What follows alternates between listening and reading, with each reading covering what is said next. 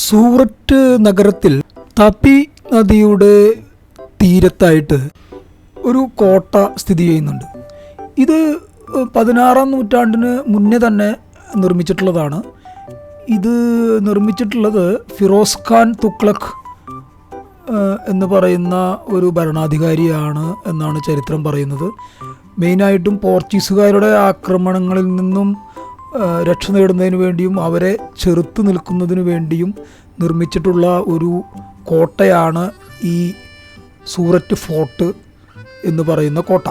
താപി നദിയാണ് ശരിക്കു പറഞ്ഞാൽ സൂററ്റ് പട്ടണത്തിൻ്റെ ജീവനാഡി എന്ന് വേണം പറയാൻ. കുറച്ച് ദൂരം ചെന്നു കഴിഞ്ഞാൽ ഈ നദി ചെന്ന് ചേരുന്നത് അറബിക്കടലിലാണ്. ഇത് ഉത്ഭവിക്കുന്നത് മധ്യപ്രദേശിലാണ്. അറബിക്കടലിൽ നിന്നും സൂററ്റിലേക്ക് ഈ ചെറിയ കപ്പലുകൾ, വ്യാപാരത്തിൽ ഏർപ്പെട്ടിരുന്ന കപ്പലുകൾ വന്നുകൊണ്ടിരുന്നത് ഈ തപി നദിയിലൂടെയാണ്. ഈ തപി നദിയുടെ ഇരു കരകളിലുമായിട്ടാണ് ഇന്ന് സൂററ്റ് പട്ടണം വളർന്നുകൊണ്ടിരിക്കുന്നത്. തപി നദിക്ക് കുറുകെയുള്ള പാലത്തിൻ്റെ ഇരുമ്പ് ചാനലുകളുടെ ഇടയിലൂടെ നോക്കുകയാണെങ്കിൽ നമുക്ക് ഈ കോട്ടയുടെ നല്ല മനോഹരമായ ഒരു കാഴ്ച ലഭിക്കുന്നതാണ്. കോട്ടയുടെ പുറത്ത് അധികം സന്ദർശകരൊന്നും ഇല്ല. കാരണം ഇന്നൊരു വർക്കിംഗ് ഡേ ആയതുകൊണ്ട് അധികം സന്ദർശകർ ഇന്ന് ഉണ്ടാവാറില്ല. ഞായറാഴ്ചകളിലും മറ്റ് അവധി ദിവസങ്ങളിലൊക്കെയാണ് സന്ദർശകർ കൂടുതൽ ഉണ്ടാകാറുള്ളത്. നമ്മളൊരു 100 രൂപ ടിക്കറ്റ് എടുക്കുമ്പോൾ നമുക്ക് എത്ര പേരുണ്ടോ അത്രയും കയ്യിൽ കെട്ടാനുള്ള ഒരു ടാഗ് തരും. ടിക്കറ്റ് സിസ്റ്റം അല്ല ഉള്ളത്, ഈ ഒരു ടാഗ് സിസ്റ്റമാണ്. ഇത് വളരെ ഉപകാരപ്രദമാണ്. ഇത് മറ്റേ ചെക്ക് ചെയ്യുന്നവർക്കും പെട്ടെന്ന് ഐഡൻറ്റിഫൈ ചെയ്യാൻ പറ്റും. നമുക്കും ഇത് സൂക്ഷിക്കാൻ വളരെ നല്ലതാണ്. 16 വയസ്സ് മുതൽ 60 വയസ്സ് വരെയുള്ള ആൾക്കാർക്ക് 100 രൂപയാണ് പെർ ഹെഡ് ടിക്കറ്റ്. 60 വയസ്സ് കഴിഞ്ഞവർക്കും 16 വയസ്സിന് താഴെയുള്ളവർക്കും 50 രൂപയാണ് ടിക്കറ്റ്. സ്കൂൾ കുട്ടികൾക്ക് എല്ലാം കൺസെഷൻ ഉണ്ട്. കോട്ടയുടെ പടിഞ്ഞാറ് ഭാഗത്തു കൂടെയാണ് തപി നദി ഒഴുകിക്കൊണ്ടിരിക്കുന്നത്. അതിൻ്റെ കിഴക്ക് ഭാഗത്തു കൂടെയാണ് നമ്മളിപ്പോൾ പ്രവേശിക്കാൻ പോകുന്നത്. ഈ പ്രവേശിക്കുന്നതിന് മുന്നേ തന്നെ ഒരു കിടങ്ങുണ്ട്.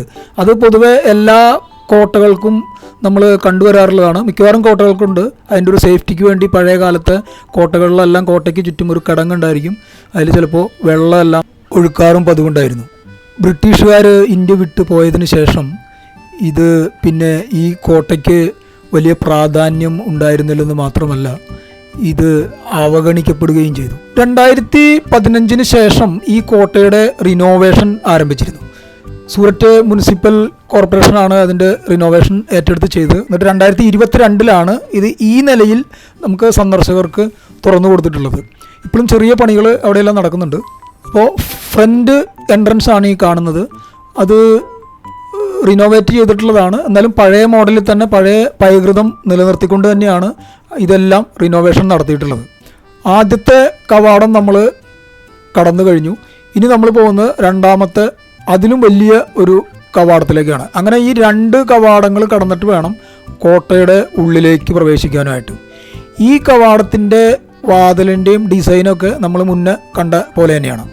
നമ്മൾ പ്രധാന കവാടവും കഴിഞ്ഞ് നമ്മൾ അകത്തേക്ക് പ്രവേശിക്കുമ്പോൾ നമ്മൾ കാണുന്നത് വലിയ സ്ക്വയറിലുള്ള ഒരു മുറ്റം പോലത്തെ കല്ലുപാകിയിട്ടുള്ളൊരു സ്ഥലവും അതിന് ചുറ്റും മനോഹരമായ കെട്ടിടങ്ങളുമാണ്.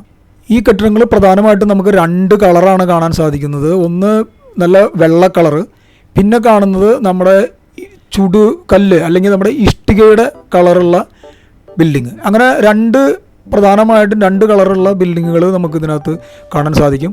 അത് ഈ മുറ്റത്തിൻ്റെ ചുറ്റും ഒരു സ്ക്വയറിന് ചുറ്റും നമ്മൾ യൂറോപ്യൻ കൺട്രികളിലൊക്കെ പട്ടണങ്ങൾ വികസിച്ചിട്ടുള്ള പോലെ ചെറിയ ഒരു സ്ക്വയറിന് ചുറ്റുമാണ് ഈ കോട്ടയുടെ ബിൽഡിങ്ങുകൾ സ്ഥിതി ചെയ്യുന്നത്. ചതുരാകൃതിയിൽ വെട്ടിയെടുത്തിട്ടുള്ള കല്ലുകളാണ് മുറ്റത്ത് പതിപ്പിച്ചിട്ടുള്ളത്. ഈ കോട്ടയുടെ പ്രത്യേകത എന്ന് പറയുന്നത് ആദ്യം മുഗൾ രാജാക്കന്മാരാണ് ഇത് പണി കഴിപ്പിച്ചിട്ടുള്ളത് എങ്കിലും അത് കഴിഞ്ഞിട്ട് അവരിൽ നിന്നും പോർച്ചുഗീസുകാർ പിടിച്ചെടുത്തു. പിന്നെ പോർച്ചുഗീസുകാരിൽ നിന്ന് ബ്രിട്ടീഷുകാർ പിടിച്ചെടുത്തു. അപ്പോൾ ഈ കാണുന്ന നിലയിൽ എത്തിയിട്ടുള്ളത് ഇത് പല എക്സ്റ്റൻഷനുകളും ഇതിനകത്ത് നടന്നിട്ടുണ്ട്. കാരണം ആദ്യം ഉണ്ടായിരുന്നതിനേക്കാൾ പല തരം മോഡിഫിക്കേഷനും പിന്നെ പല കൂട്ടിച്ചേർക്കലുകളും എല്ലാം അതാത് സമയത്ത് ഈ കോട്ട പിടിച്ചെടുത്ത് ഭരിച്ചിരുന്ന വ്യക്തികൾ ചെയ്തിട്ടുണ്ട്. അതുകൊണ്ട് ഒരു വെസ്റ്റേൺ ശില്പകലയും അതുപോലെ തന്നെ ഒരു മുഗൾ ശില്പകലയും എല്ലാം തന്നെ ഈ കോട്ടയ്ക്കകത്ത് ഒരു സമ്മിശ്രിതമായിട്ട് നമുക്ക് കാണുവാൻ സാധിക്കുന്നതാണ്. ഇപ്പോൾ അവസാന മിനുക്കുപണി നടത്തിയിട്ടുള്ളത് സൂററ്റ് മുനിസിപ്പൽ കോർപ്പറേഷനാണ്. ഏകദേശം 1 ഏക്കറോളം വരുന്ന ഒരു സ്ഥലത്താണ് ഈ കോട്ട സ്ഥിതി ചെയ്യുന്നത്. അതുകൊണ്ട് ഇതിനകത്തുള്ള പല സെക്ഷനുകളിലായിട്ട് പലതരം പുരാവസ്തുക്കൾ ഒരു മ്യൂസിയം പോലെ ഇതിനകത്ത് പ്രദർശിപ്പിച്ചിട്ടുണ്ട്.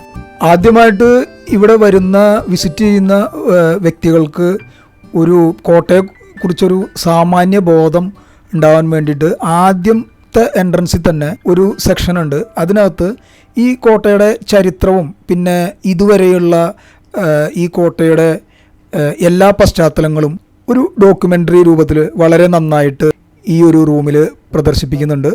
ആ ഒരു ഡോക്യുമെൻ്ററി കണ്ടതിന് ശേഷം മാത്രമേ നമ്മൾ ഈ കോട്ടയ്ക്കുള്ളിലൂടെ നടന്നിട്ട് മറ്റ് കാര്യങ്ങളെല്ലാം കണ്ടാൽ നമുക്ക് മനസ്സിലാവുകയുള്ളൂ.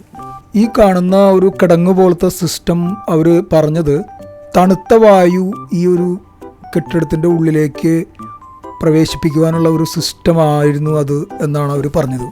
ഇനി ഈ എല്ലാ കെട്ടിടങ്ങളുടെയും ഉള്ളിൽ അറേഞ്ച് ചെയ്തിട്ടുള്ള പുരാവസ്തുക്കളും മറ്റ് അതിൻ്റെ ശില്പവിദ്യയും എല്ലാം കാണാനാണ് അടുത്തത് പോകുന്നത്. പക്ഷേ അത് ഇതിനകത്ത് ഒന്നും വീഡിയോഗ്രാഫി അല്ലെങ്കിൽ മറ്റ് പ്രൊഫഷണൽ ക്യാമറകൾ ഉപയോഗിച്ച് നമുക്ക് ഒരു ചിത്രങ്ങളും പകർത്താൻ പറ്റില്ല. അത് അവർ സ്ട്രിക്ട്ലി പറഞ്ഞിട്ടുണ്ട്. അപ്പോൾ അതുകൊണ്ട് ഇത് തന്നെ ഞങ്ങൾ അവരോട് കുറച്ചൊക്കെ അനുവാദം ചോദിച്ചതുകൊണ്ട് പിന്നെ മൊബൈലിൽ മാത്രം കുറേ കാര്യങ്ങളായിട്ട് പകർത്തി എടുത്തിട്ടുള്ളതാണ്. മൊബൈലിൽ സ്റ്റിൽ ഫോട്ടോസ് എടുക്കുന്നത് കൊണ്ട് കുഴപ്പമില്ല എന്നാണ് പറഞ്ഞത്. ഒരു പ്രത്യേക ചാർജ് കൊടുത്തു കഴിഞ്ഞാൽ എനിക്ക് തോന്നുന്നത് ക്യാമറ വെച്ച് വീഡിയോ എടുക്കാൻ അനുവദിക്കുമെന്നുള്ളതാണ്. ഞങ്ങളേതായാലും ഫോണിലാണ് ഇത് എടുക്കുന്നത്. ഇവിടെ പ്രദർശിപ്പിച്ചിരിക്കുന്ന പല കാര്യങ്ങളും വളരെ ചരിത്ര പ്രാധാന്യമുള്ളതും ഈ ഗുജറാത്തിൻ്റെ ചരിത്രവുമായിട്ട് ബന്ധപ്പെട്ടതും അതുപോലെ തന്നെ ഈ കോട്ടയുടെ ചരിത്രവുമായി ബന്ധപ്പെട്ട പല കാര്യങ്ങളുമാണ്. അതിൻ്റെ എല്ലാ ഇൻഫോർമേഷൻസും അവിടെ നമുക്ക് ചുമരുകളിൽ കാണാൻ പറ്റും. അതുപോലെ തന്നെ പഴയ കാലത്ത് യുദ്ധത്തിന് ഉപയോഗിച്ചിരുന്ന ആയുധങ്ങൾ, പഴയ കാലത്ത് ആൾക്കാർ ഉപയോഗിച്ചിരുന്ന ഫർണിച്ചറുകൾ, അതുപോലെ പല കരകൗശല വസ്തുക്കളും പല വളരെ വിദഗ്ധമായി കൊത്തി ഉണ്ടാക്കിയിട്ടുള്ള പല കരകൗശല വസ്തുക്കൾ, അതുപോലെ തന്നെ രാജ്യത്തിൻ്റെ മറ്റ് ഭാഗങ്ങളിൽ നിന്നും കൊണ്ടുവന്നിട്ടുള്ള പല ചരിത്രപ്രധാനമുള്ള പഴയ കാലത്തെ പല രേഖകളും പല വസ്തുക്കളും ഇവിടെ സൂക്ഷിച്ചിട്ടുണ്ട്. അതുപോലെ തന്നെ അതിനെപ്പറ്റിയുള്ള എല്ലാം ആധാരികമായിട്ടുള്ള ഇൻഫോർമേഷൻസും അവിടെയായിട്ട് എഴുതി വച്ചിട്ടുണ്ട്. പിന്നെ നമുക്കിതെല്ലാം പറഞ്ഞു തരാനായിട്ട് എല്ലായിടത്തും ആൾക്കാർ നിൽക്കുന്നുണ്ട്. അവരെ ഷൂട്ട് ചെയ്തിരുന്നവർ പറഞ്ഞിട്ടുണ്ടായിരുന്നു, അതുകൊണ്ടാണ് അവരൊന്നും കാണിക്കാത്തത്. ഈ കെട്ടിടങ്ങൾക്ക് അകത്തെല്ലാം ഒരു ഡച്ച് സ്റ്റൈൽ എന്ന് പറയുന്ന ഒരു വിഭാഗമുണ്ട്. അതുപോലെ തന്നെ ബ്രിട്ടീഷ് സ്റ്റൈൽ എന്ന് പറയുന്ന ഒരു വിഭാഗമുണ്ട്. അത് ബ്രിട്ടീഷുകാരുടെ ജീവിതരീതികളും അവരുപയോഗിച്ചിരുന്ന ഫർണിച്ചറുകൾ അതെല്ലാമാണ് ബ്രിട്ടീഷ് സെക്ഷനിലുള്ളത്. അതുപോലെ ഡച്ച് ലൈഫ് സ്റ്റൈൽ എന്ന് പറയുന്ന സെക്ഷനിലുള്ളത് ഡച്ചുകാരുടെ അവരുപയോഗിച്ചിരുന്ന കാര്യങ്ങളും അവരുടെ ജീവിത രീതിയെ നമുക്ക് കാണിച്ചു തരുന്ന പ്രതിപാദിക്കുന്ന കാര്യങ്ങളൊക്കെയാണ് അതിനകത്തുള്ളത്. അതുപോലെ ഇതിൻ്റെ ബിൽഡിങ്ങിൻ്റെ എല്ലാത്തിൻ്റെയും ഘടന ഒരുപോലെയല്ല. പലതും പല കാലഘട്ടങ്ങളിൽ നിർമ്മിച്ചിട്ടുള്ളതായതുകൊണ്ട് പല ശൈലികളും പല വസ്തുക്കളും അതിന് ഉപയോഗിച്ചിട്ടുണ്ട്. ഇത് താഴത്തേക്ക് അണ്ടർഗ്രൗണ്ടിലേക്ക് പോകുന്ന ഒരു വഴിയാണ്. ഇതിലെ പോയിട്ട് രഹസ്യമായിട്ട് പുറത്തേക്ക് പോകാനുള്ള ഒരു വഴിയുണ്ടെന്ന് ആണ് പറയുന്നത്. പക്ഷേ അത് പുറത്തേക്കുള്ള ഇത് അടച്ചിട്ടിരിക്കുകയാണ്. അത് കാരണം അങ്ങോട്ട് പോകാൻ പറ്റില്ല. ഇത്തരം കല്ലുകൾ ഈ സൈസ് കല്ലുകൾ ഉപയോഗിച്ചിട്ടാണ് ഇതിൻ്റെ ഒരു ഭാഗം പണിതിട്ടുള്ളത്. ആ കല്ലുകളാണ് അവിടെ കറക്റ്റായിട്ട് കാണിച്ചിട്ടുള്ളത്. അതിന് പ്ലാസ്റ്റർ ചെയ്തിട്ടില്ല. അത് നമ്മളെ കാണിക്കാൻ വേണ്ടി അത് അവിടെ അതുപോലെ തന്നെ വെച്ചിട്ടുണ്ട്, പ്ലാസ്റ്റർ ചെയ്യാതെ. പിന്നെ ഈ കല്ലുകൾ ഇതെല്ലാം ഈ ചവിട്ടുപടികളെല്ലാം അന്നത്തെ തന്നെയാണ്. അത് റീക്രിയേഷൻ ചെയ്തിട്ടുള്ളതല്ല, അതൊന്ന് മിനുക്കി എടുത്തിട്ടുണ്ടെന്ന് മാത്രമേ ഉള്ളൂ. അതുപോലെ ഇതിൻ്റെ മുകളിൽ നിന്ന്, ഈ കോട്ടയുടെ മുകളിൽ നിന്ന് നമുക്ക് പുറത്തേക്കുള്ള വ്യൂ വളരെ മനോഹരമാണ്. ഇതിൻ്റെ ചുറ്റുപാടും ഉള്ള നല്ല ഒരു വ്യൂ നമുക്ക് ഇവിടെ നിന്ന് കിട്ടുന്നതാണ്. മുകളിൽ നിന്ന് താപ്പി നദി ഒഴുകുന്ന ആ ഒരു ദൃശ്യമാണ് നമ്മൾ ഇവിടുന്ന് കണ്ടുകൊണ്ടിരിക്കുന്നത്. ഇവിടുന്നുള്ള നല്ലൊരു വ്യൂ ആണ് ആ നദിയുടെ നമുക്ക് കിട്ടുന്നത്. മൊത്തത്തിൽ ഇതിൻ്റെ റീക്രിയേഷനും അതുപോലെ ഇതിൻ്റെ സംരക്ഷണവും എല്ലാം വളരെ നന്നായിട്ടാണ് ഇപ്പോൾ SMC ചെയ്തുകൊണ്ടിരിക്കുന്നത്. ചപ്പ് ചവറുകളോ അങ്ങനെയുള്ള കാര്യങ്ങളൊന്നും എവിടെയും കാണാനില്ല. ഒരുവിധം നീറ്റ് ആൻഡ് ക്ലീനാണ് ആയിട്ട് അവർ ഡീൽ ചെയ്യുന്നുണ്ട്. അതുപോലെ അവിടെയുള്ള സ്റ്റാഫുകളെല്ലാം നമുക്ക് പറഞ്ഞു തരാനും എല്ലാം വളരെ നല്ല സ്നേഹത്തോടു കൂടി നമുക്ക് പറഞ്ഞു തരാനും എല്ലാം ഉള്ള ഒരു മനസ്സുള്ള ആൾക്കാരാണ്. എല്ലാം കൊണ്ട് നമുക്കൊരു അട്രാക്ഷൻ തോന്നും. പിന്നെ ഇതിനകത്ത് നമുക്കൊന്നും കഴിക്കാനൊന്നും വെള്ളം പോലും കുടിക്കാൻ കിട്ടില്ല. നമ്മൾ പുറത്തുനിന്ന് കൊണ്ടുവരിക തന്നെ വേണം. കാരണം ആൾക്കാർ ഭക്ഷണ പദാർത്ഥങ്ങളെല്ലാം അവിടെ ഇവിടെയും വലിച്ചെറിയാതിരിക്കാനാണ്. ഇതിനകത്ത് ക്യാൻറ്റീനൊന്നുമില്ല. ഒരു 1-2 മണിക്കൂർ നമുക്ക് ചരിത്രത്തിലും ഒക്കെ താല്പര്യമുള്ള വ്യക്തികൾക്ക് അല്ലെങ്കിൽ ശില്പകലകളിലോ ആർക്കിടെക്റ്റിൽ എല്ലാം താല്പര്യമുള്ള വ്യക്തികൾക്ക് ഇത് ഇൻട്രസ്റ്റ് ആയിരിക്കും. ഒരു 1-2 മണിക്കൂർ കറങ്ങാനുള്ള ഒരു സ്ഥലമുണ്ട് ഇത്.